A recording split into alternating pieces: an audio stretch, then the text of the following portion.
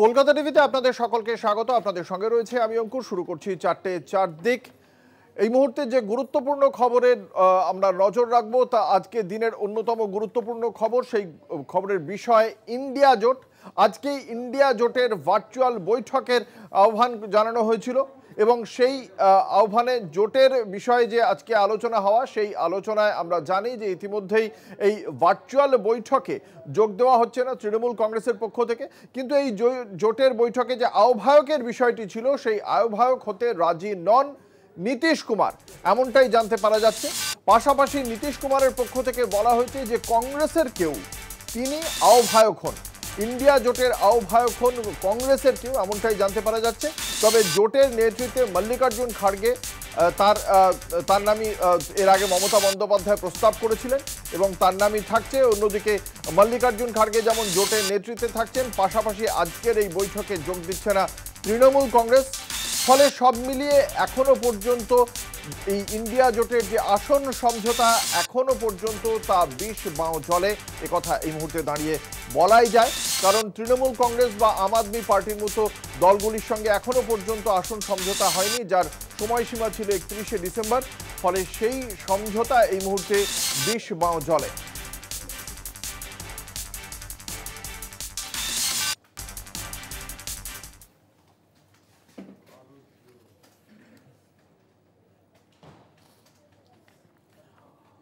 আপনাদের জানিয়ে রাখি, এর আগে গত 19শে ডিসেম্বর যে বৈঠক হয়েছিল ইন্ডিয়া জোটের, সেই বৈঠকে স্থির হয়েছিল যে একদিকে যেমন মমতা বন্দ্যোপাধ্যায় প্রস্তাব করেছিলেন মল্লিকার্জুন খাড়গের নাম ইন্ডিয়া জোটের চেয়ারম্যান হিসেবে, পাশাপাশি 31শে ডিসেম্বরের মধ্যে একটা আসন সমঝোতার বিষয়েও এই বিষয়ে জোট শরিকরা চূড়ান্ত সিদ্ধান্তে পৌঁছবে এমন একটা লক্ষ্যমাত্রা স্থির করা হয়েছিল, কিন্তু কোনোটাই এখনো পর্যন্ত হয়নি। আমরা কথা বলবো আজকের এই বৈঠককে নিয়ে। আমাদের সঙ্গে রয়েছেন আমাদের পলিটিক্যাল এডিটর আশিস চট্টোপাধ্যায়।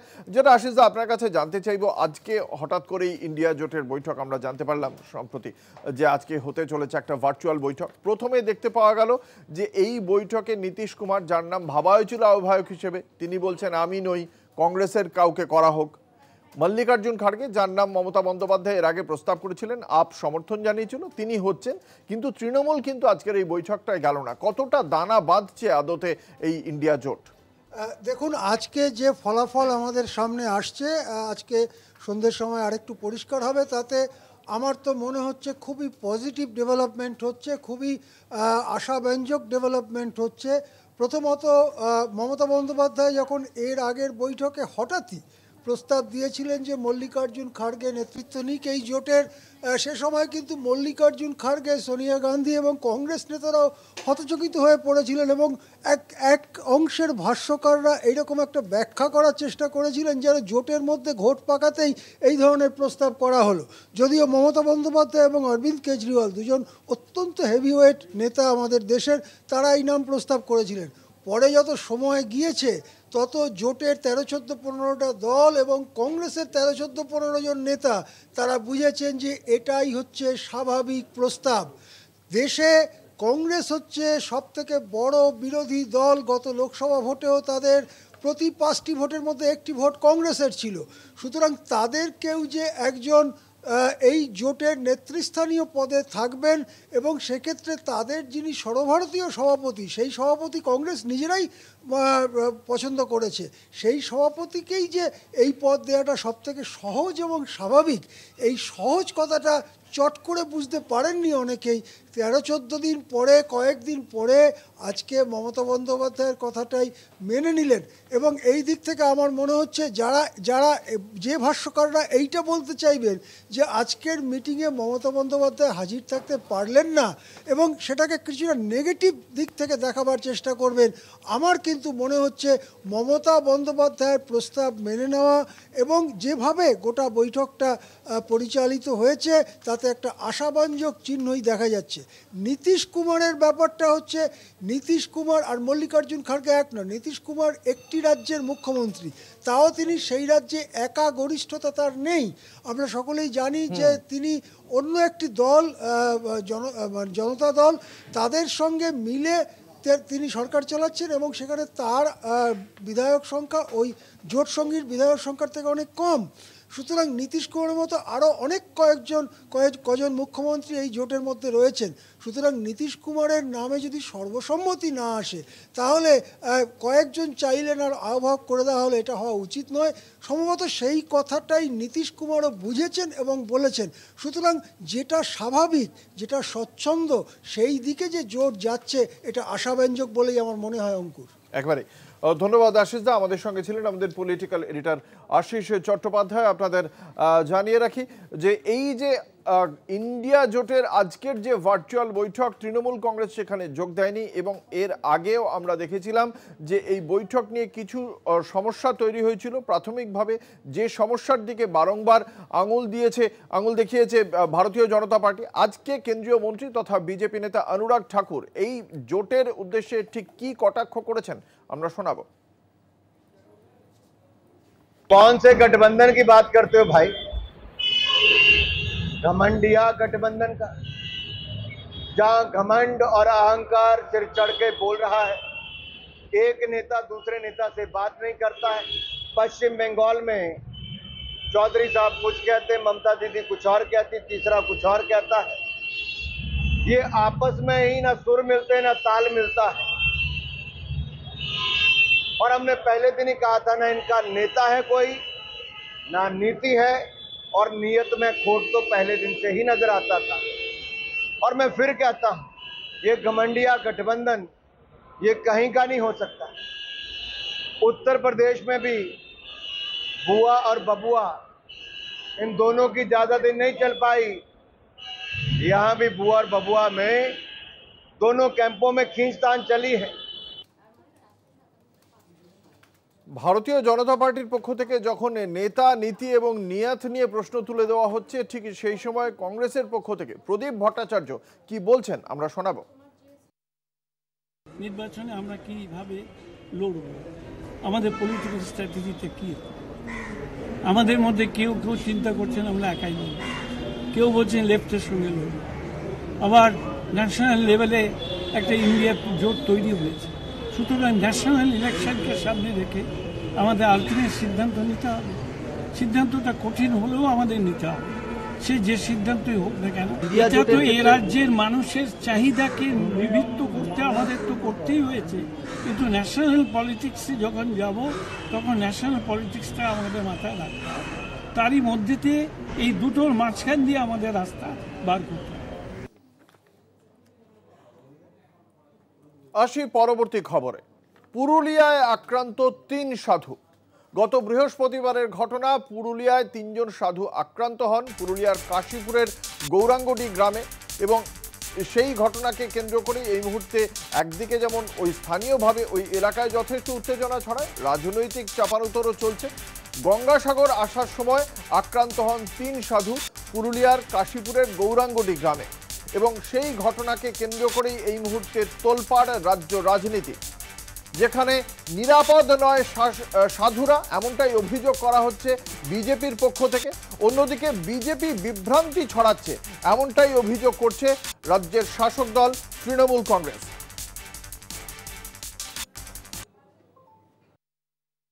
তিন নাবালিকাকে অপহরণ করে পালাচ্ছে 3 সাধু। এই গুজব ছড়িয়ে পড়তেই জনতার হাতে গণপিটুনির শিকার উত্তরপ্রদেশ থেকে আগত 3 সাধু। ভাঙচুর করা হয় তাদের গাড়ি। ঘটনা পুরুলিয়া জেলার কাশীপুর থানার গৌরাঙ্গডি গ্রামের। গঙ্গাসাগরগামী সাধুদের ওপর হামলার ঘটনায় 12 জন অভিযুক্তকে গ্রেফতার করল কাশীপুর থানার পুলিশ। বৃহস্পতিবার রাতে কাশীপুর থানার গৌরাঙ্গডি গ্রামে আক্রান্ত হন গঙ্গাসাগরগামী ওই সাধুরা। জানা গেছে, উত্তরপ্রদেশ থেকে আগত 3 সাধু তাদের রাঁধুনি এবং গাড়ির চালকের ওপর হামলার ঘটনা ঘটে। পরে পুলিশ গিয়ে তাদের উদ্ধার করে। ধৃতদের শনিবার রঘুনাথপুর মহকুমা আদালতে পেশ করে পুলিশ। উল্লেখ্য, গত বৃহস্পতিবার কাশীপুর থানার গৌরাঙ্গডি গ্রামে উত্তরপ্রদেশের বরেলি থেকে গঙ্গাসাগরের উদ্দেশ্যে আসা 3 সন্ন্যাসী স্থানীয় একটি দোকানদারকে বাঁকুড়া যাওয়ার রাস্তা কোন দিকে জিজ্ঞেস করছিলেন। দোকানদার তাদের কাছে জানতে চায় তারা কোথায় যাবেন। উত্তরে গঙ্গাসাগর যাবেন বলে জানান তারা। সেই সময় তাদের নাবালিকা অপহরণের সন্দেহে গাড়িটিকে আটকে ভাঙচুর করা হয়। এই ঘটনা অনভিপ্রেত, জানালেন তৃণমূলের জেলা সভাপতি সৌমেন বেলথরিয়া। একটা অনভিপ্রেত ঘটনা, যেটা হওয়া উচিত ছিল না। গুজব যেটা সেখানে ছড়িয়েছিল এবং ক্ষুব্ধ জনতা তারা সেই সাধুদের উপর চড়াও হয়। অবশ্যই ঘটনাটা যেভাবে ঘটেছে এটা ঘটা উচিত ছিল না। ঘটনা কাঙ্ক্ষিত নয় জানান প্রহত সন্ন্যাসী। जैसे हम जा रहे थे गंगा सागर के लिए, रास्ते में अचानक गाड़ी को रोका, हम लोगों के साथ में धक्का मुक्की की और मारपीट की और गाड़ी को तोड़फोड़ कर दिया। पुलिस प्रशासन गया, हमको थाने में रख लिया। वो भी बेटियां आई, हम लोगों से माफ़ी मांगने लगी। हमने कहा बेटी हमारा ही कोई पाप उदय हुआ जो हमको ये दंड भोगना पड़ा। সাধুদের গণপিটুনির ঘটনায় শুরু রাজনৈতিক চাপানোতর। 3 প্রহত সন্ন্যাসীকে নিয়ে বিজেপি সাংসদ জ্যোতির্ময় সিং মাহাতো মন্দিরে পুজো দিলেন। বিজেপি সাংসদ জ্যোতির্ময় সিং মাহাতোর ঘটনা তীব্র নিন্দা করেন। অত্যন্ত নিন্দনীয়জনক, অত্যন্ত লজ্জাজনক। একজন সাধু সন্ন্যাসী ব্যক্তিকে কিভাবে উলঙ্গ করে মারা হচ্ছে, আর আমাদের এই পুরুলিয়াতে দ্বিতীয় পালঘর হতে হতে থেকে গেল।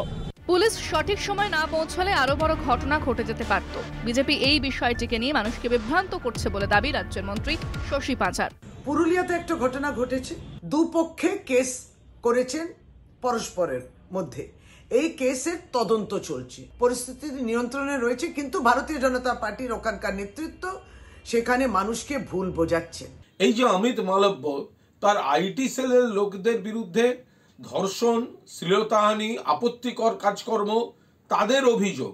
তো এরা এই মহিলাদের সম্মান, নির্যাতন, ধর্ষণ ইত্যাদি পরের পর যে ঘটনার সঙ্গে যুক্ত হয়ে যাচ্ছে সেই নিয়ে তাদের মুখে কুলুপ। পুরুলিয়ার ঘটনা লজ্জাজনক, পাল্টা দেন কেন্দ্রীয় মন্ত্রী অনুরাগ ঠাকুর। अब हिंदू साधुओं को मारने पीटने की, उनकी हत्या तक करने का भी प्रयास किया गया। इस तरह की घटनाएं सामने आई और राज्य की सरकार मूक दर्शक बन के बैठी रहे। পুরুলিয়া পুলিশ সুপার অভিজিৎ বন্দ্যোপাধ্যায় জানান আইনানুগ ব্যবস্থা নেওয়া হচ্ছে। তাদেরকে যখন তারা গাড়ি দাঁড় করিয়ে কিছু জিজ্ঞাসাবাদ করে, তাদের মধ্যে কোনো মিসআন্ডারস্ট্যান্ডিং হয়। মিসআন্ডারস্ট্যান্ডিং থেকে ওই মহিলারা চিৎকার করতে থাকে যে ওদেরকে কোনো ব্যাড ইন্টেনশনে এই সাধুরা চেস করছে। আমরা এই ঘটনাতে একটা কেস স্টার্ট করি, স্পেসিফিক কেস স্টার্ট করে আমরা 12 জনকে এখনো পর্যন্ত অ্যারেস্ট করেছি। পুরুলিয়ার সাধু নিগ্রহের ঘটনায় পুলিশের বিবৃতি, ভাষাগত সমস্যার জন্য গোলমালের সূত্রপাত। সাধুদের কথায় ভয় পেয়ে যায় ওই 3 নাবালিকা। এরপরে স্থানীয় মানুষ ক্ষিপ্ত হয়ে ওঠেন, 3 সাধুর ওপর চড়াও হন তারা। ভাঙচুর করা হয় গাড়ি। পুলিশ দ্রুত পৌঁছে সাধুদের উদ্ধার করে। কলকাতা টিভি। এই বিষয়টি নিয়ে কথা বলবো আমাদের 3 প্রতিনিধির সঙ্গে। পুরুলিয়া থেকে রয়েছেন তপন হালদার এবং দুর্গাদাস বন্দ্যোপাধ্যায় এবং রিয়া মাঝি রয়েছেন। এই বিষয় নিয়ে তাদের সঙ্গে কথা বলবো। আমি প্রথমে চলে যাব তপন হালদারের কাছে। তপন, বৃহস্পতিবারের ঘটনার প্রেক্ষিতে এই মুহূর্তে জেলার রাজনীতিতে কতটা মানে এই ঘটনাকে কেন্দ্র করে চর্চা চলছে, পুলিশের ভূমিকাকে কিভাবে দেখছেন স্থানীয় মানুষজন?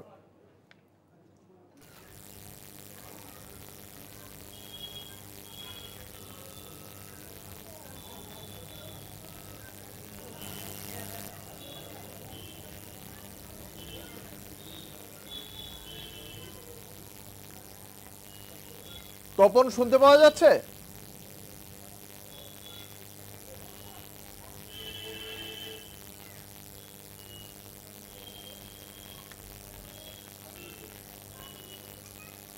হ্যাঁ, শুনতে পাচ্ছি।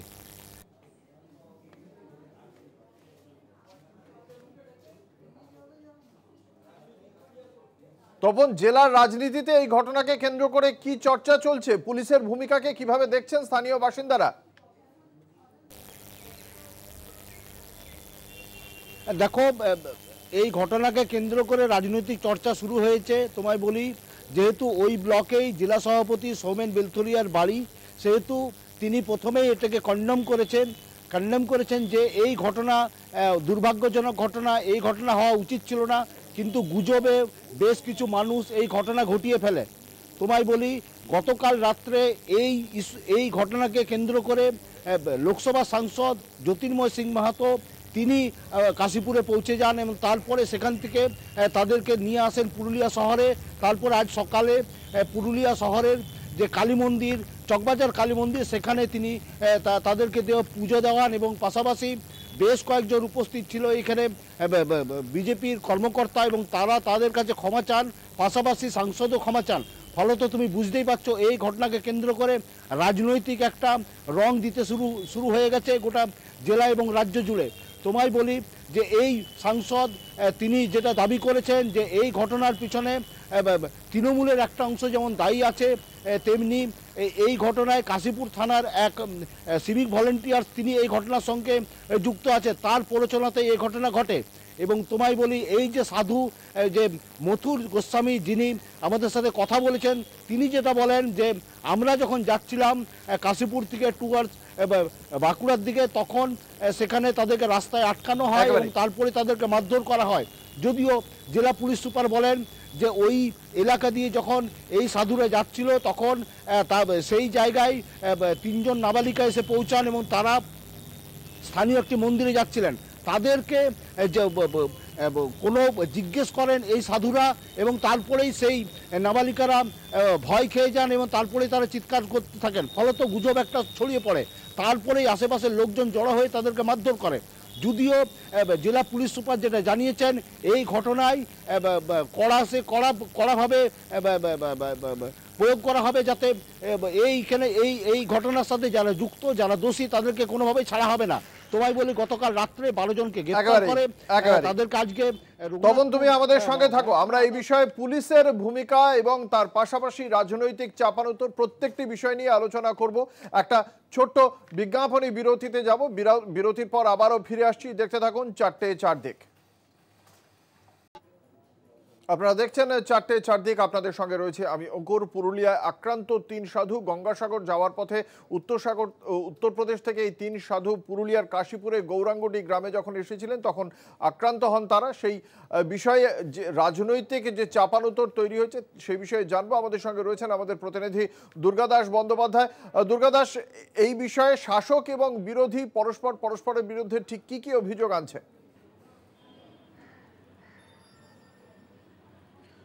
দেখো, তোমায় বলে রাখি যে এই যে পুরুলিয়ার যে ঘটনা, অর্থাৎ 3 জন সাধু উত্তরপ্রদেশ থেকে যারা আসছিলেন এবং যাদেরকে গঙ্গাসাগর যাওয়ার কথা ছিল, তারা যেভাবে আক্রান্ত হন, এই ঘটনার জেরে মূলত বিজেপি দলের যে সমস্ত কেন্দ্রীয় নেতৃত্ব এবং এ রাজ্যের নেতৃত্ব, তারা কিন্তু একটা বিষয় বারবার হ্যামারিং করে যাচ্ছেন যে রাজ্য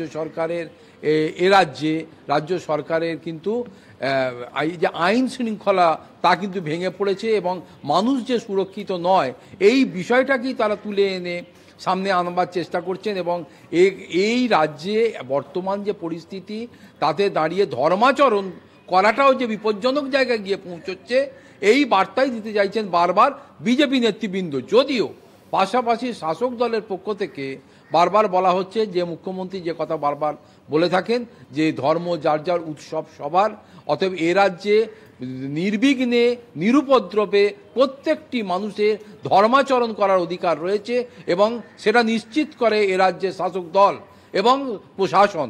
কিন্তু যে ঘটনা ঘটেছে 3 জন সাধুর ওপর যে আক্রমণ, সেই আক্রমণের পেছনে শাসক দল তৃণমূল কংগ্রেসের পক্ষ থেকে একটা তত্ত্বকে খাড়া করার চেষ্টা হচ্ছে বা তত্ত্বকে খাড়া করা হচ্ছে যে এই 3 জন সাধু কোনোভাবে যখন তারা পুরুলিয়ার ওই সংশ্লিষ্ট গ্রামে এসে পৌঁছান, তখন তারা মহিলাদেরকে উত্ত্যক্ত করেন বা মহিলাদের সঙ্গে অভব্য আচরণ করেন।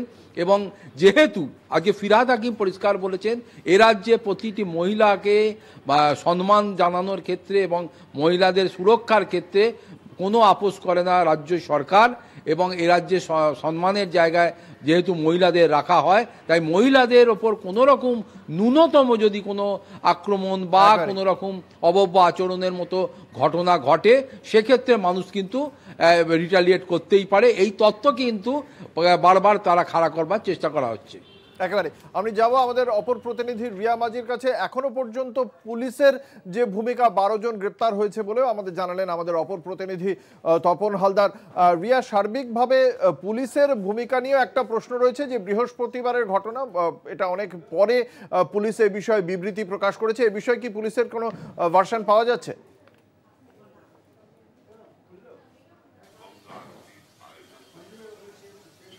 একদমই, দেখো, পুলিশ সুপার তিনি নিজে একটি বিবৃতি দিয়েছেন। তিনি একদম অন ক্যামেরা একটি বিবৃতি দিয়েছেন এবং পাশাপাশি ওয়েস্ট বেঙ্গল পুলিশের তরফ থেকে একটি রিটেন বিবৃতিও কিন্তু ইতিমধ্যে পাওয়া গিয়েছে এবং যেখানে স্পষ্টত লেখা রয়েছে যে 11 তারিখে কাশীপুরে যে ঘটনাটি ঘটেছে পুরুলিয়ার কাশীপুরে, সেখানে 3টে সাধু যারা কিনা গঙ্গাসাগরের উদ্দেশ্যে এসেছিলেন এবং সেই পুরুলিয়াতেই তারা যখন সেখানে যখন তারা ছিলেন সেই সময় 3 জন নাবালিকার সঙ্গে তাদের কথোপকথন হয় এবং সেই কথোপকথনে সেই 3 জন নাবালিকা চিৎকার করে ওঠে এবং তারা ভয় পেয়ে যায়।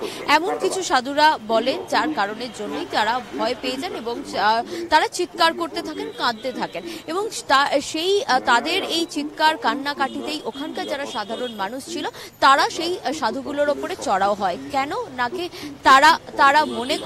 তারা মনে করে যে এই সাধুগুলো তাদের ওপরে কোনো রকম তাদেরকে কোনো কটূক্তি করেছে বা আচরণ করেছে বা অন্য কিছু করেছে তাদেরকে, সেই ভেবেই কিন্তু সাধারণ যারা মানুষ ছিল আশেপাশে সেই মুহূর্তে তারা রীতিমতো এই 3 জন সাধুর উপরে চড়াও হয়, তাদেরকে মারধর করে এবং এই পুরো ঘটনাটি যখন পুলিশের কানে যায় ঘটনাস্থলে সেই সংশ্লিষ্ট থানার পুলিশ আধিকারিকরা গিয়ে পৌঁছায় এবং অবিলম্বে সেই 3 জন সাধুকে রেস্কিউ করে তাদেরকে নিয়ে যাওয়া হয় এবং তারপরে যখন এই ঘটনাকে কেন্দ্র করে এই রাজ্য রাজনীতি উত্তপ্ত হয় তখনই কিন্তু এই পুরো বিষয়টার পুলিশ আরো বেশি করে ইনফরমেশন নেয় এবং তারপরেই একটি কেস রেজিস্টার করা হয় এবং কেস রেজিস্টার করে এখনো অবধি 12 জনকে গ্রেপ্তার করা হয়েছে এবং আরো কে বা কারা এর সঙ্গে যুক্ত আছে সেই বিষয়টাও কিন্তু পুরুলিয়ার পুলিশ তারা খতিয়ে দেখছেন। ধন্যবাদ রিয়া, দুর্গা দাস এবং তপন আমাদের সঙ্গে ছিলেন, আমাদের 3 প্রতিনিধি। নিয়ে নেব একটা ছোট্ট বিরতি, সঙ্গে থাকুন। আপনারা দেখছেন 4টে 4 দিক, আপনাদের সঙ্গে রয়েছে আমি অঙ্কুর। এই মুহূর্তের যে গুরুত্বপূর্ণ খবরে চোখ রাখবো, আগামীকাল 14ই জানুয়ারি এবং আগামীকাল থেকেই শুরু হতে চলেছে রাহুল গান্ধীর ডাকে ভারত জোড়ো ন্যায় যাত্রা। এর আগে যে যাত্রাটা আমরা দেখেছিলাম কন্যাকুমারিকা থেকে কাশ্মীর পর্যন্ত এবং তারপর সেই যাত্রা শুরু হচ্ছে আবারও এবং এবার এই যাত্রা ভারতের পূর্ব থেকে পশ্চিম প্রান্তে যাবে, যে কারণে দাঙ্গা বিধ্বস্ত মণিপুর থেকেই শুরু হতে চলেছে এই ন্যায় যাত্রা। ভারত জোড়ো ন্যায়যাত্রা মণিপুরের ইম্ফল থেকে শুরু করতে চেয়েছিল কংগ্রেস, শেষ পর্যন্ত সেখানে কিছু সমস্যার সৃষ্টি হয়। যে মণিপুর সরকার, মণিপুর প্রশাসনের পক্ষ থেকে একগুচ্ছ শর্ত আরোপ করা হয়েছিল, সেই বিষয়ে বিশদে জানবো। আগামীকালের এই ভারত জোড়ো ন্যায়যাত্রা কতটা মসৃণ হতে চলেছে কংগ্রেসের জন্য, মণিপুর থেকে যে যাত্রা শুরু হবে তার প্রস্তুতি কোন জায়গায় জানবো। সেখানে রয়েছেন একমাত্র কলকাতা টিভি এই মুহূর্তে মণিপুরে রয়েছেন আমাদের সহকর্মী সুচন্নিমা। সরাসরি চলে যাব সুচন্নিমার কাছে। সুচন্নিমা, আগামীকাল থেকে শুরু হতে চলেছে ভারত জোড়ো ন্যায়যাত্রা, যেটা প্রাথমিকভাবে কংগ্রেসের পক্ষ থেকে ইম্ফল থেকেই সূচনা করার আবেদন রাখা হয়েছিল মণিপুর প্রশাসনের কাছে। আমরা দেখেছিলাম বেশ কিছু টালবাহানা, শেষ পর্যন্ত কোথা থেকে শুরু হচ্ছে আর কি কি শর্ত আরোপ করা হয়েছে?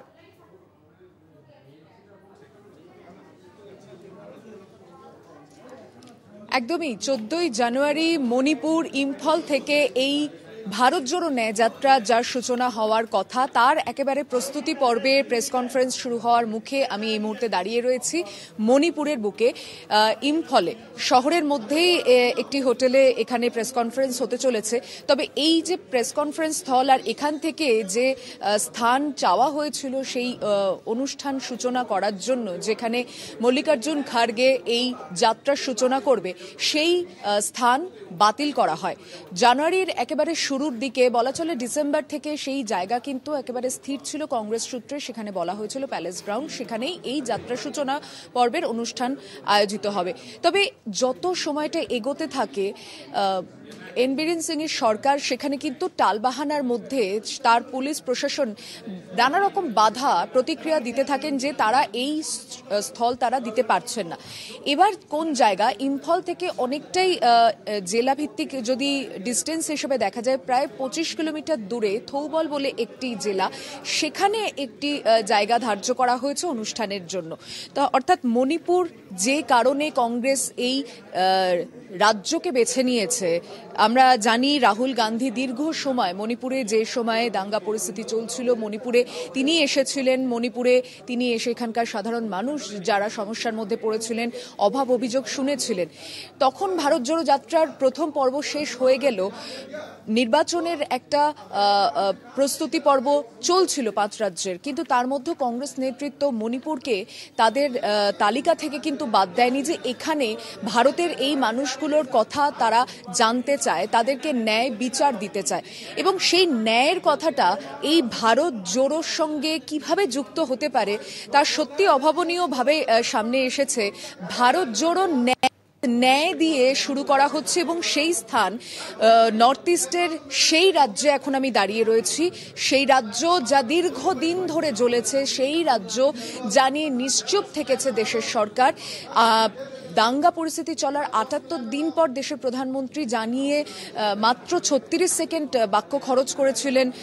সেই মণিপুরে দাঁড়িয়ে ভারত জোড়ো যাত্রা ন্যায় বিচার দিতে চায় ভারতের এই প্রান্তের মানুষকে, এবং তারা ভারতীয়, তারা দেশের নাগরিক, তাদের প্রত্যেকের মৌলিক অধিকার আমাদের মতনই, এবং তারা সেই অধিকার যাতে হারিয়ে না ফেলে, সেই অধিকার সুরক্ষিত রাখা কংগ্রেস মনে করে। দেশের অন্যতম বিরোধী দল হিসেবে তারা এই জায়গাকে বেছে নিয়েছে এবং থৌবল থেকে আগামীকাল বেলা 12টা নাগাদ সেই জায়গাতে যাত্রা সূচনার জন্য মল্লিকার্জুন খার্গে তিনি পতাকা উত্তোলন করবেন, এবং রাহুল গান্ধী তো অবশ্যই যাত্রা পথে মণিপুর থেকে শুরু হয়ে ইম্ফল। তবে আমি এটা বলে রাখি দর্শকদের যে অনুষ্ঠানের শুরুয়াতি যে জায়গা বদল হয়েছে, তবে অনুষ্ঠানের যে বাকি সফর সূচিতে যে জায়গাগুলো রয়েছে তা কিন্তু বদলানো হচ্ছে না, কংগ্রেস নেতৃত্ব এখনো পর্যন্ত যা জানিয়েছে। তাই থৌবল থেকে ইম্ফলে কিছুটা অংশ দিয়ে কিন্তু নাগাল্যান্ডের দিকে প্রবেশ করবে। মণিপুরে মাত্র একদিন, নাগাল্যান্ডে 2 দিন, তারপর মিজোরামে 1 দিন, অরুণাচলের কিছুটা অংশ রয়েছে যা এগিয়ে গিয়ে নিয়ে যাবে অসমে। তাই বেশ কিছুটা যে এই যাত্রাপথে কিলোমিটার যাবে, অতিক্রম করবে কংগ্রেস নেতৃত্ব এবং ভারত যোদ্ধারা, তারা কিন্তু বাসেই যাবে। এখানে খুব বেশি পথ হাঁটা হবে না। অসম থেকে মনে করা হচ্ছে যে প্রশাসনের যেখানে সবুজ সংকেত থাকবে সেখান থেকেই সেই হাঁটা পথে আগের বারের সেই ছবি আমরা দেখতে পারবো, যে রাহুল গান্ধী এবং দেশের হাজারো মানুষ, বড়াচলে লাখো মানুষ, সেই যে ভিড় আমরা ভারত জোড়ো যাত্রার মধ্যে দেখেছি। ভারত জোড়ো ন্যায় যাত্রায় কংগ্রেস নেতৃত্ব আশা করছে যে আগামীকালের সেই সভা স্থলে, সেই মাঠে প্রায় 25 থেকে 30 হাজার মানুষেরও বেশি জমায়েত হওয়ার আশা করছেন তারা, কারণ ইতিমধ্যেই শীর্ষ নেতৃত্ব তারা এসে উপস্থিত হয়েছে। কংগ্রেস এখানে একটা মানুষের কাছে যে ছাপ রাখতে পেরেছে মণিপুরের দাঙ্গা পরিস্থিতির মধ্যে, রাহুল গান্ধী নিজে যে স্থলে এসে সাধারণ মানুষের সঙ্গে কথা বলেছেন, সেখানে ভারত জোড়ো ন্যায় যাত্রার সূচনা হচ্ছে, যা 14 জানুয়ারি থেকে শুরু হয়ে মার্চের 20 তারিখ মহারাষ্ট্র মুম্বাইয়ে গিয়ে শেষ হবে। 6700 কিলোমিটার পথ অতিক্রম করবে এই যাত্রা, এবং এতগুলো রাজ্য, এতগুলো জেলা যার মধ্যে রয়েছে। অবশ্যই 24 সালের এই লোকসভা নির্বাচনকে পাখির চোখ তো নিশ্চয়ই রয়েছে, তবে ন্যায় বিচার, মানুষের সামাজিক বৈষম্যকে দূর করা এবং আর্থিক অসচ্ছলতা বা আর্থিক বৈষম্যের দিকটাও সাধারণ মানুষ যা তারা বলতে পারে না দেশের সরকারের কাছে, যাদের কথা সরকার শোনে না, সেই শ্রেণীর কথা কংগ্রেস নেতৃত্ব কিন্তু তাদের ন্যায় দেওয়ার জন্য এই যাত্রাকে মূলত পাথেয় করছে এবং আহ্বান জানাচ্ছে যে একটি মিস কল দেওয়ার নাম্বার রয়েছে, সেই নাম্বারে মিস কল দিলে আপনি ভারত যাত্রী হিসাবে, যোদ্ধা হিসাবে এই পথযাত্রা অংশ নিতে পারবেন। তাই ন্যায় বিচারের জন্য কংগ্রেসের আবেদন।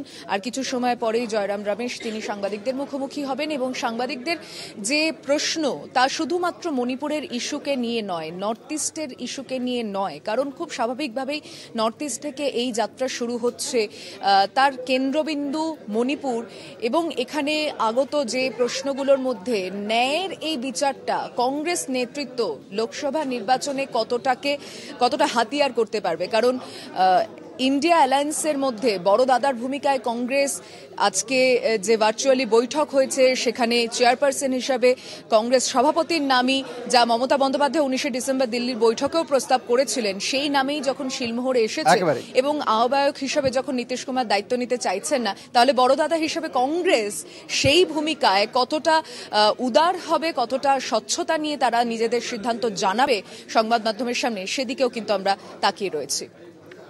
ধন্যবাদ। আমাদের সঙ্গে ছিলেন আমাদের সহকর্মী সুচন্দ্রিমা, একমাত্র প্রতিনিধি হিসেবে বাংলার বা এই মুহূর্তে কলকাতা টিভি রয়েছে মণিপুরে, যেখান থেকে আগামীকাল শুরু হতে চলেছে ভারত জোড়ো ন্যায় যাত্রা। নিয়ে নেব একটা ছোট্ট বিরতি, সঙ্গে থাকুন। শনিবার কলকাতায় এসেছিলেন কেন্দ্রীয় তথ্য সম্প্রচার এবং ক্রীড়া মন্ত্রী অনুরাগ ঠাকুর। বিমানবন্দরে নেমেই রাজ্য সরকারের বিরুদ্ধে বিস্ফোরক কেন্দ্রীয় মন্ত্রী। মুখ খোলেন সন্দেশখালিতে ইডির ওপর হামলা নিয়ে। রাজ্য সরকারকে বিঁধে তিনি বলেন, বাংলার আইন শৃঙ্খলা ভেঙে পড়েছে, সারা দেশে যা হয় না তা হয় বাংলায়। তার মন্তব্যে বঙ্গ রাজনীতি সরগরম। সন্দেশখালীর ঘটনা টেনে রাজ্যের আইন শৃঙ্খলা নিয়ে সুর চড়াচ্ছে কেন্দ্র। ঘটনার রিপোর্ট চেয়ে রাজ্যকে ইতিমধ্যেই চিঠি লিখেছে স্বরাষ্ট্র মন্ত্রক। এবার রাজ্যকে নিশানা করলেন কেন্দ্রীয় মন্ত্রী অনুরাগ ঠাকুর। বাংলা এসে বিস্ফোরক অনুরাগ। সন্দেশখালীর ঘটনায় তৃণমূলকে নিশানা। लूटने वालों के खिलाफ कार्रवाई की जाए तो उन्हीं अधिकारियों के खिलाफ इनके गुंडे, इनके अधिकारी, इनके कार्यकर्ता टूट पड़ते हैं, मारते हैं। ये देश में कहीं नहीं होता, पश्चिम बंगाल में होता है। ये कैसी परिस्थिति खड़ी हो गई। लॉ एंड ऑर्डर की एक भयंकर समस्या यहाँ पर है, जिसका बार बार उदाहरण देखने को मिलता है। অনুরাগের নিশানায় মুখ্যমন্ত্রী। এদিন সরাসরি মুখ্যমন্ত্রী মমতা বন্দ্যোপাধ্যায়কে নিশানা করেন কেন্দ্রীয় মন্ত্রী। अब सवाल ये खड़ा होता है कि क्या यहाँ की माननीय मुख्यमंत्री ममता बनर्जी जी, क्या उनकी पकड़ अपने मंत्रियों, अपने सांसदों, अपने विधायकों पर नहीं? क्या लूट की खुली छूट ये उन्होंने दे रखी है कि इनके लोग इनकी सुनते नहीं? কেন্দ্রীয় মন্ত্রীর তোপের পাল্টা দিয়েছেন তৃণমূল নেতৃত্ব। বাংলার আইন শৃঙ্খলার উপর তোলা প্রশ্নের জবাবে পাল্টা দেশে নারী সুরক্ষা নিরাপত্তা নিয়ে প্রশ্ন তুলেছে ঘাসফুল শিবির। তিনি দিল্লিতে মন্ত্রী হিসেবে তিনি দিল্লিতে প্রচারের সময় বলেছিলেন, গোলি মারো ড্যাশ ড্যাশ ড্যাশ দেশকে গদ্দারোं को। আপনি ঘৃণার বক্তব্য রাখেন, আপনি যে বক্তব্য রাখেন তার জন্য তো জেলে থাকা উচিত, আর আপনি আইন শৃঙ্খলা নিয়ে প্রশ্ন করছেন। শুধু তাই নয়, বিলকিস বানোর ঘটনাকে হাতিয়ার করে রাজ্যে জোরদার প্রচারে নামতে চলেছে তৃণমূলের মহিলা সেল। সুমন শিকদারের রিপোর্ট, কলকাতা টিভি। আদতে লোকসভা নির্বাচন দোরগোড়ায় এবং সেই কারণেই এ রাজ্যের প্রধান বিরোধী দল ভারতীয় জনতা পার্টি, অন্যদিকে তৃণমূল কংগ্রেস একে অপরের বিরুদ্ধে ইস্যু ঠিক করে ফেলছে এবং তা নিয়ে একে অপরের বিরুদ্ধে আক্রমণ সানিয়ে তুলছে। একদিকে যেমন ভারতীয় জনতা পার্টি বলতে চাইছে যে সন্দেশখালীতে আক্রান্ত হয়েছে ইডি। সন্দেশখালীতে আক্রান্ত হচ্ছে ইডি যখন বলা হচ্ছে, তখন তৃণমূল কংগ্রেসের পক্ষ থেকে বলা হচ্ছে যে বিলকিস বানো ধর্ষণ মামলা, সেই ধর্ষণ মামলা নিয়ে আক্রমণ করা হচ্ছে। যখন বিজেপি বলছে পুরুলিয়া আক্রান্ত হয়েছে 3 জন সাধু, তখন তৃণমূল কংগ্রেসের হাতিয়ার যে বিলকিস বানো ধর্ষণ মামলায় দোষী 11 জনের মধ্যে নাগালের বাইরে 7 থেকে 8 জন। ফলে একই রকমভাবে তৃণমূল এবং বিজেপি একে বিরুদ্ধে অপরে একজন আরেকজনের বিরুদ্ধে আক্রমণ করছে। বিজেপির হাতিয়ার যখন ভেঙে পড়েছে রাজ্যের আইন শৃঙ্খলা, ঠিক সেই সময় তৃণমূল কংগ্রেস হাতিয়ার করছে যে উত্তরপ্রদেশের ছাত্রী ধর্ষণের অভিযোগে ধৃতদের মধ্যে 2 জন বিজেপির আইটি সেলের সদস্য। ফলে এভাবেই কিন্তু শাসক এবং বিরোধী অর্থাৎ তৃণমূল কংগ্রেস এবং বিজেপি তারা দুজনেই একে অপরের বিরুদ্ধে এভাবেই আক্রমণ শানাচ্ছে, যাকে কেন্দ্র করে ধীরে ধীরে লোকসভা নির্বাচনের আগে 2 রাজনৈতিক দলের যে ইস্যু তার ভিত্তি তৈরি হচ্ছে। এই বিষয়ে কথা বলবো। আমাদের সঙ্গে রয়েছেন আমাদের পলিটিক্যাল এডিটর আশিস চট্টোপাধ্যায়। এই যে 2টি রাজনৈতিক দল এখন থেকেই শুরু করছে তাদের ইস্যু বিল্ড আপ করছে, এটাকে ঠিক কিভাবে দেখছেন? এটা রাজ্যের মানুষের কাছেই বা কতটা গ্রহণযোগ্য হবে এক একটা রাজনৈতিক দলের এই সমস্ত ইস্যুগুলো? দেখুন, নির্বাচন যত এগিয়ে আসবে ততই বিভিন্ন রাজনৈতিক দল বিরোধী রাজনীতির সম্পর্কে প্রচার করবেন। কেন তাদের ভোট দেওয়া উচিত নয়, কেন আমাদের ভোট দেওয়া উচিত, এ ধরনের প্রচার তো স্বাভাবিকভাবেই উঠবে। এবং সেদিক থেকে বিজেপি স্বভাবতই এ রাজ্যে যারা শাসন করছেন তাদের বিরুদ্ধে কথা বলছেন, আবার এ রাজ্যে যারা শাসন করছেন তৃণমূল কংগ্রেস, তারা যেহেতু কেন্দ্রীয় শাসক বিজেপির বিরুদ্ধে, তার বিরুদ্ধে কথা বলছেন। কিন্তু এই দুই ধরনের আক্রমণের মধ্যে একটু গুণগত ফারাক হয়ে যাচ্ছে। যেমন ধরুন বিলকিস বানো ধর্ষণ এবং সেই সংক্রান্ত খুনের মামলা, এটা শুধু ধর্ষণের প্রশ্ন নয়, এখানে ধর্ষণ, গণধর্ষণ এবং খুনের মামলা। সেই খুনের মামলা এবং ধর্ষণের মামলা কী প্রেক্ষিতে হয়েছিল, এটা কোনো সাধারণ আইন শৃঙ্খলার প্রশ্ন নয় যে কয়েকজন বদমাইশ লোক গেলেন এবং ধর্ষণ খুন করলেন। এটা ছিল গুজরাটে 2002 সালে হয়ে যাওয়া ভয়ঙ্কর দাঙ্গা। স্বাধীনতার পরে এত বড় দাঙ্গা দেশে হয়নি, এবং সেই সময় গুজরাটের মুখ্যমন্ত্রী ছিলেন নরেন্দ্র মোদী। এই যে যারা ধর্ষক এবং খুনি, তারা ছিল বিশ্ব হিন্দু পরিষদের মদতপুষ্ট দুষ্কৃতী। সুতরাং এটা হচ্ছে একটা সাম্প্রদায়িকতার প্রশ্ন, এবং এই হিন্দুত্ববাদী সাম্প্রদায়িকরা দেশে ক্ষমতায় এলে কি করতে পারে তারই একটা, সেই প্রচারের একটা অঙ্গ হিসেবে বিলকিস বানো সংক্রান্ত ঘটনা সংক্রান্ত অপরাধীদের কথা তৃণমূল তুলে ধরছে। অপরদিকে বিজেপি যেটা মূলত প্রচারে আনছে সেটা হচ্ছে সন্দেশখালী বনগাঁ, যেমন তুমি বললে একটু আগে, এর সাথে রাজ্যব্যাপী দুর্নীতি ইত্যাদি তুলে আনছে। কিন্তু সবথেকে মানে কিছুটা উদ্বিগ্ন হওয়ার মতো ঘটনা হচ্ছে এর মধ্যেও বিজেপি কখনো কখনো সাম্প্রদায়িক মশলা ছড়িয়ে দেবার চেষ্টা করছে। আমাদের রাজ্যে সাম্প্রদায়িক মশলা ছড়িয়ে দেবার চেষ্টা করছে। সম্প্রতি ঘটে যাওয়া পুরুলিয়ার যে ঘটনা, নিন্দনীয় ঘটনা, অত্যন্ত নিন্দনীয় ঘটনা। আমি এই সাধু বাবা, তার বাইট শুনলাম, 3 মিনিটের ওপরে তিনি বাইট দিয়েছেন। আমার তো প্রাথমিকভাবে শুনে সাধু বাবাকে খুবই সাধু জনচিত বলে মনে হলো। তাকে কেন মেরেছে, কি ভুল বোঝাবুঝি হয়েছে জানি না, নিশ্চয়ই পুলিশ সেখানে ব্যবস্থা যা করছে। কিন্তু এই যে সাধুকে মেরেছে, এই কথাটা বলে জিনিসটাকে একটা সাম্প্রদায়িক রং দেবার যে চেষ্টা এখানে করা হচ্ছে, এইটা কিন্তু অনেক বেশি উদ্বেগের। ধন্যবাদ আশিসদা। আমাদের সঙ্গে ছিলেন আমাদের পলিটিক্যাল এডিটর আশিস চট্টোপাধ্যায়। যে বিষয়টি আমরা দেখলাম সেক্ষেত্রে অবশ্যই দুই রাজনৈতিক দল একে অপরের বিরুদ্ধে আক্রমণ শানাবে এই লোকসভা নির্বাচনের প্রাক্কালে দাঁড়িয়ে, সেটা খুবই স্বাভাবিক। এবং সেই জায়গা থেকেই দুয়ারে 24-এর ভোট, নতুন বছরের গোড়াতেই সক্রিয় কেন্দ্রীয় এজেন্সি, সন্দেশখালী থেকে শুরু করে বিরাটি, লেকটাউন, বউবাজারে এজেন্সির দৌড়। নেতা, মন্ত্রী, বিধায়ক, প্রাক্তন পুরপ্রধান, এজেন্সির তল্লাশি অভিযানের তালিকা থেকে বাদ নেই কেউই। নেপথ্যে 24-এর ভোট যুদ্ধে গেরুয়া রণকৌশল, এমনই মত জোড়াফুল শিবির থেকে শুরু করে অনেক রাজনৈতিক বিশেষজ্ঞের। যত কাণ্ড যেন উত্তর 24 পরগনায়। বছরের শুরুতেই বনগাঁ পুরসভার প্রাক্তন চেয়ারম্যান শঙ্কর আঢ্য ও সন্দেশখালী তৃণমূল নেতা শাহজাহান আলীর দুয়ারে ইডি। সন্দেশখালীতে আক্রান্ত ইডি। 1 সপ্তাহ কাটতে না কাটতেই ফের ইডির তৎপরতা। মন্ত্রী সুজিত বসু থেকে শুরু করে বিধায়ক তাপস রায়, উত্তর 24 পরগনার প্রাক্তন পুরপ্রধান সুবোধ চক্রবর্তীর বাড়িতে কেন্দ্রীয় এজেন্সির ম্যারাথন তল্লাশি অভিযান। রাজনৈতিক প্রতিহিংসার অভিযোগ তুললেও এই সব কিছুর পিছনে রয়েছে ভোট তত্ত্ব, দাবি শাসক দল থেকে রাজনৈতিক বিশেষজ্ঞদের। কিন্তু কেন? 2019 সালে উত্তর 24 পরগনার দমদম, বারাসাত ও বসিরহাট কেন্দ্রে জয় পায় তৃণমূল। দমদম কেন্দ্রে সৌগত রায়, বারাসাতে কাকলি ঘোষ দস্তিদার, বসিরহাট কেন্দ্রে জয়ী হন নুসরত জাহান। ব্যারাকপুর ও বনগাঁ আসন জেতে বিজেপি। কিন্তু পরবর্তী সময়ে ব্যারাকপুরের সাংসদ অর্জুন সিং যোগ দেন তৃণমূলে।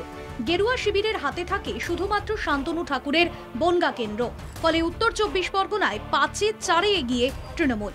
এই অবস্থায় 24-এর ভোটে উত্তর 24 পরগনার 5টি আসনকে মুঠোবন্দি করতে পারবে তা ভুলেও ভাবে না পদ্ম শিবির। তার উপর জেলার একমাত্র জেতা আসন বনগাঁতেও চলছে মতুয়া বিতর্ক। তাই ভোটযুদ্ধের রণকৌশল হিসেবে জেলার নেতা মন্ত্রীকে এজেন্সিকে দিয়ে বিব্রত করে কিছুটা হলেও তৃণমূলকে ব্যাকফুটে রাখতে চায় গেরুয়া শিবির, দাবি শাসক দল থেকে রাজনৈতিক বিশেষজ্ঞদের। সম্পূর্ণ রাজনৈতিক উদ্দেশ্য প্রণোদিত এই গোটা ঘটনাটা ঘটছে বিজেপির অঙ্গুলি হেলনে, বিজেপি তৈরি করে দেয়া প্রতিহিংসা রাজনীতির স্ক্রিপ্টের উপর দাঁড়িয়ে। যেভাবে সুজিত বোস, তাপস রায়, সুবোধ চক্রবর্তীর বাড়িতে এই রেড হচ্ছে, তাতে পরিষ্কার বোঝা যাচ্ছে বিজেপি নেতারা তাদের প্রতিদ্বন্দ্বীদের লিস্ট এজেন্সির কাছে পৌঁছে দিচ্ছে এবং এজেন্সিকে দিয়ে তারপরে একটা নেগেটিভ মহল তৈরি করার জন্য। বিজেপি পারছে না লড়তে, বিজেপি হেরে যাচ্ছে, বিজেপি হেরে গিয়েছে, তাই তারা ব্যবহার করছে কখনো সিবিআই, কখনো ইডি, কখনো এনআইএ এজেন্সিগুলি দিয়ে হ্যারাস করছে। আমরা এর তীব্র প্রতিবাদ জানাচ্ছি। পাশাপাশি বলছি সিবিআই এর FIR named Suvendu Adhikari, registered চোর শুভেন্দু অধিকারী, কেন তার বাড়িতে রেড হচ্ছে না? আগেই গ্রেফতার হয়েছেন হাবড়ার বিধায়ক জ্যোতিপ্রিয় মল্লিক। আর্থিক প্রতারণা মামলায় ইডি তলব করেছিল বসিরহাটের সাংসদ নুসরত জাহানকে। মধ্যমগ্রামের বিধায়ক রথিন ঘোষের বাড়িতে হানা দিয়েছে ইডি। কামারহাটির বিধায়ক মদন মিত্রের বাড়িতে চলেছে ইডির তল্লাশি। এরপর সুজিত বসু, তাপস রায়ের বাড়িতেও পৌঁছে গেল ইডি। এছাড়াও এই জেলার বিভিন্ন পুরসভায় তল্লাশি চালিয়েছে এজেন্সি। সব মিলিয়ে রাজনৈতিক বিশেষজ্ঞদের মতে ভোটের অঙ্কের হিসেব অনুযায়ী উত্তর 24 পরগনায় দৌড় করানো হচ্ছে কেন্দ্রীয় এজেন্সিকে। কলকাতা টিভি। 15 তারিখ মকর সংক্রান্তি এবং সেই দিনই উপলক্ষেই গঙ্গাসাগর মেলার উদ্বোধন হয়েছে। গত 8 তারিখ মুখ্যমন্ত্রী নিজে উদ্বোধন করেছিলেন এবং এই দুদিন পুণ্যার্থীর সংখ্যা এবং পাশাপাশি সাধু সন্তদের ভিড়ও বাড়ছে। গঙ্গাসাগর মেলাকে উপলক্ষ করে কলকাতার বাবুঘাটেও বহু মানুষ পৌঁছে গিয়েছেন। তাদের জন্য বিশেষ পদক্ষেপ করা হয়েছে রাজ্য প্রশাসনের পক্ষ থেকে, কলকাতা পুরসভার পক্ষ থেকে, এবং সেই বিচিত্র ছবি দেখতে পাওয়া যাচ্ছে বাবুঘাটে। একদিকে যেমন বিভিন্ন সাধু সন্তরা রয়েছেন, তার ছাড়াও ভারতবর্ষের বিভিন্ন জায়গা থেকে বহু মানুষ এসে পৌঁছেছেন। কি ব্যবস্থা, কি প্রস্তুতি রয়েছে পুরসভা এবং প্রশাসনের পক্ষ থেকে জানবো। আমাদের সঙ্গে রয়েছেন আমাদের প্রতিনিধি শাশ্বতী রায়। শাশ্বতী রয়েছেন বাবুঘাটে, সরাসরি চলে যাব সেখানে। শাশ্বতী, কি চিত্র দেখতে পাওয়া যাচ্ছে, কি প্রস্তুতি এবং রয়েছে প্রশাসনের পক্ষ থেকে? প্রশাসনের তরফ থেকে কড়া নিরাপত্তায় ঘিরে রাখা হচ্ছে এই সম্পূর্ণ বাবুঘাট চত্বর। এবং গত 9 তারিখ মুখ্যমন্ত্রী মমতা বন্দ্যোপাধ্যায় এই পূর্ণ যাত্রী যারা তাদেরকে যে শিবিরে রাখা হচ্ছে সেই শিবিরে রাখার যে ব্যবস্থা তার উদ্বোধন করেন এবং সেখান থেকে কিন্তু পুণ্যার্থীরা গঙ্গাসাগরের উদ্দেশ্যে যাত্রা শুরু করছেন। বহু দূর দূরান্ত থেকে মানুষ কলকাতায় এসে পৌঁছান গঙ্গাসাগরে যাওয়ার আগে। বলা যায় যে কলকাতায় তারা একটা দিন থাকেন এবং তারপর কিন্তু সাগরের উদ্দেশ্যে তাদের যাত্রা শুরু হয়। তাই কলকাতায় এই গঙ্গাসাগর মেলার একটা ছোট নিদর্শন থাকে অঙ্কুশ। এই মুহূর্তে বাবুঘাট পুণ্যার্থী থেকে এসেছেন, তারা অনেকেই আজকে এবং আগামীকাল সাগরের উদ্দেশ্যে চলে যাবেন। তার জন্য পর্যাপ্ত পরিমাণে এখানে বাসের রয়েছে। অর্থাৎ প্রশাসনের পক্ষ থেকে যথোপযুক্ত বন্দোবস্ত করা হয়েছে বাবুঘাটেও, যাতে খুব সুষ্ঠুভাবে মানুষ বাবুঘাট থেকে গঙ্গাসাগরের উদ্দেশ্যে যেতে পারেন এবং যা যা সাধু সন্ত সহ যারা আসছেন তারা যাতে সমস্ত পরিষেবা সঠিকভাবে পান সেদিকে নজর রাখা হচ্ছে। ধন্যবাদ শাশ্বতী। আমাদের সঙ্গে ছিলেন আমাদের প্রতিনিধি শাশ্বতী রায়। 4টে 4 দিক এ পর্যন্তই। দেখতে থাকুন কলকাতা টিভি, রাত দিন 7।